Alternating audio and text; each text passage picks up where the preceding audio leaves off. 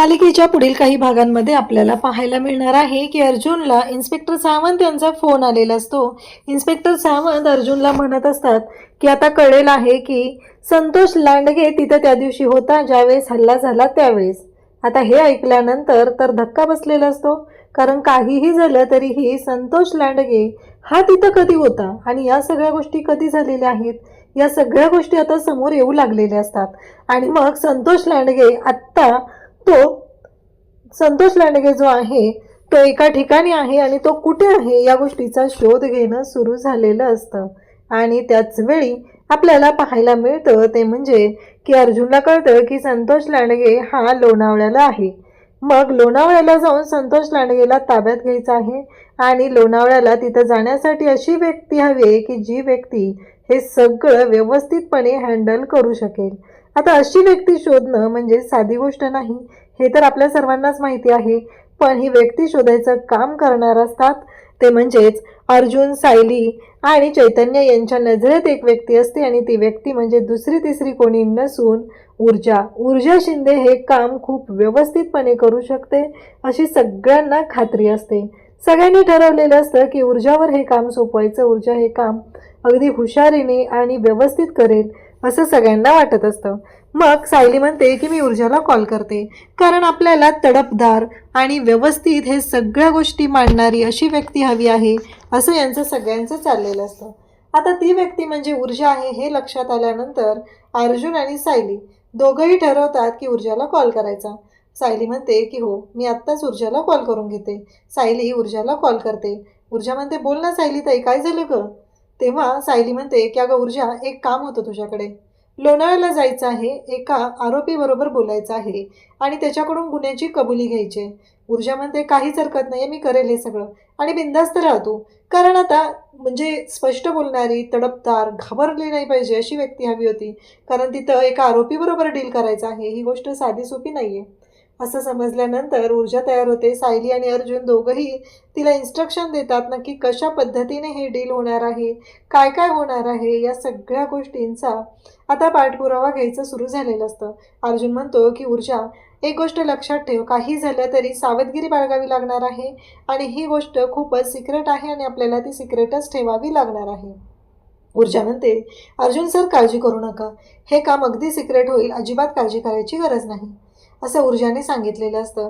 आणि तेव्हा मात्र आता ऊर्जा ह्या गोष्टीसाठी तयार होते। ऊर्जा तडफदार अशी लोणावळ्याला पोचते सुद्धा। तिथं लोणावळ्याच्या जेलमध्ये त्या संतोषला ठेवलेलं असतं आणि मग ऊर्जा तिथे येते, त्याला प्रश्न विचारू लागते। त्याच्यावरती प्रश्नांचा भडीमार ऊर्जाने सुरू केलेला असतो आणि मग मात्र संतोष म्हणत असतो की हे बघा, माझा या सगळ्याशी काहीही संबंध नाहीये, माझा या सगळ्या कुठल्याच गोष्टींशी काही संबंध नाहीये असं संतोषने सांगितलेलं असतं। ऊर्जा म्हणते की हे बघ, तू काहीही बोलला, कितीही खोटं बोलला तरी तुझ्या विरोधातले पुरावे माझ्याकडे आहेत। आणि मग मात्र संतोष ऊर्जाला सगळ्या गोष्टी सांगतो, तिथं नक्की काय घडलेलं होतं। आता संतोषला कोर्टामध्ये येऊन या सगळ्याची साक्ष द्यायची असते, संतोषला या सगळ्या गोष्टी कोर्टामध्ये सांगायच्या असतात। पण घडतं असं की ऊर्जा जाऊन आल्यानंतर पुन्हा तिथं प्रिया गेलेली असते आणि प्रियाची आणि संतोषची भेट झालेली असते। मग जेव्हा संतोष आता कोर्टामध्ये येतो आणि कोर्टामध्ये साक्ष द्यायची आहे त्यावेळेस संतोषने एक माती खाल्लेली असते, ती म्हणजे संतोष तिथं सांगू लागतो की हे सगळं जे काही झालेलं आहे ते मी केलेलं आहे, या सगळ्यामध्ये मी दोषी आहे। आता कोर्टातून जेव्हा संतोष बाहेर येतो तेव्हा अर्जुन त्याला विचारू लागतो की काय केलंस हे सगळं तू? मला माहिती आहे हा गुन्हा तू केलेला नाही, हा गुन्हा कुणी केला हे सुद्धा मला माहिती आहे असं विचारल्याबरोबर संतोष म्हणत असतं की माफ करा सर, हे सगळं मीच केलेलं आहे। अर्जुन तर या सगळ्या गुन्ह्यातून सुटलेला असतो, अर्जुनची निर्दोष सुटका झालेली असते, संतोष अडकलेला असतो। पण सायली आणि अर्जुनला या सगळ्यामध्ये प्रियाला अडकवायचं होतं, या सगळ्यामध्ये प्रिया दोषी आहे हे माहिती होतं, पण या सगळ्यामध्ये अडकली गेलेली असते ती म्हणजे अडकला गेलेला असतो तो म्हणजे संतोष। ऊर्जा म्हणत असते अगं सायली तर हे सगळं काय झालं मला कळतच नाहीये, म्हणजे विचार कर ना, मी स्वतः त्याच्याकडून सगळी कबुली घेतली होती।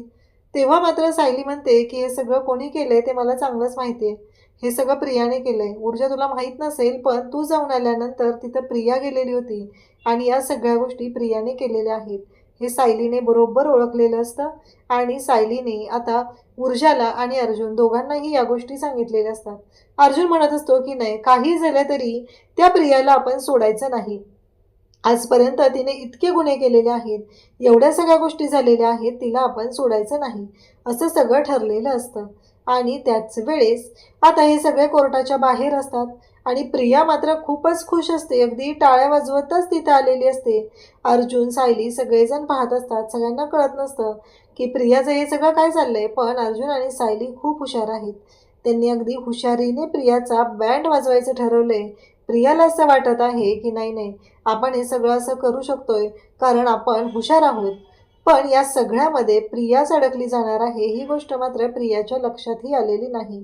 प्रियाला असं वाटतं की या सगळ्यामध्ये अर्जुन, सायली अडकले जाणार आहेत, पण नाही, या सगळ्यामध्ये अडकली जाणार आहे ती प्रिया स्वतः. कारण तिने आजपर्यंत जे काही कांड केलेले आहेत ते कांड समोर येणार आहेत आणि प्रियाचाच बंदोबस्त होणार आहे. इकडे प्रिया आता टाळ्या वाजवत असते. अर्जुन सायलीला म्हणत असते, कसं आहे, कशी मज्जा झाली तुमची, कसं अडकवलं तुम्हाला, असं सगळं ती बोलत असते. तेव्हा सायली म्हणते की कसं आहे माहिती आहे का, मांजर जेव्हा डोळे झाकून दूध पित असतं तेव्हा त्याला असं वाटतं की आजूबाजूचं त्याला कोणीच पाहत नाही, कारण मांजराने डोळे झाकलेले असतात. म्हणून तर इकडे सायली तिला म्हणते की तुझी गत तशीच आहे. संतांनी सुद्धा म्हटलेलं आहे की पिते दूध डोळे मिटुनी, जात मांजराची, मणी चोरट्याच्या कारे, भीती चांदण्यांची, सरावल्या हाता नाही, कंप का सुठावा. असं म्हणत आता सायली आणि ऊर्जा दोघीही आता प्रियावरती तुटून पडलेले असतात. प्रियाला असं वाटत असतं की आपण सुटणार आहोत, पण नाही, प्रिया आता पुरती अडकलेली असते आणि प्रियाचा बँड वाजवायची पूर्ण तयारी झालेली असते.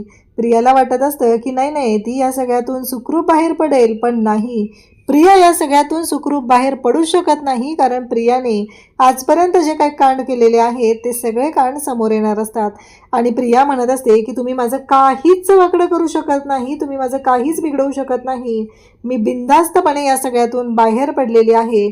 सायली म्हणते की तू एका गोष्टीतून बाहेर पडलीस ग, आणखी किती गुण आहेत तुझे, आणखी तू काय काय केलं या गोष्टींचा जरा विचार कर, म्हणजे तुला कळेल की तू किती गुन्ह्यात अडकलेली आहे. तेव्हा ती म्हणते की तुम्ही मला कसंच पकडू शकत नाही. तेव्हा मात्र ऊर्जाला खूप राग येतो. ऊर्जा म्हणते आत्तापर्यंत इतके कांड तू केलेले आहे, पण या सगळ्याची शिक्षा मात्र तुला भोगावी लागणारच आहे. आजपर्यंत जेवढ्या गोष्टी तू केलेल्या आहेत त्या सगळ्या गोष्टी तुझ्या अंगलट येणार आहेत. असं म्हणत ऊर्जाने सणसणीत अशी प्रियाच्या कानाखाली दिलेली असते आणि तिला सांगितलेलं असतं की शांत राहायचं, आता इथून पुढं बास झालं, ही सगळी जी काही नाटकं आहेत ना ती तुझ्याजवळ ठेवायची, या सगळ्यातून तुझा बँड तर वाजणार आहे एवढं लक्षात ठेव. असं सगळं आता प्रियाच्या कानाखाली देऊन सायली आणि अर्जुनने सांगितलेलं असतं. चैतन्य आणि अर्जुन तिथं असतात. ऊर्जासुद्धा आता प्रियाला सणसणीत थोबाडीत देऊन चांगलाच तिचा माज उतरवते. अशाच अपडेटसाठी चॅनलशी कनेक्ट राहा. थँक्यू.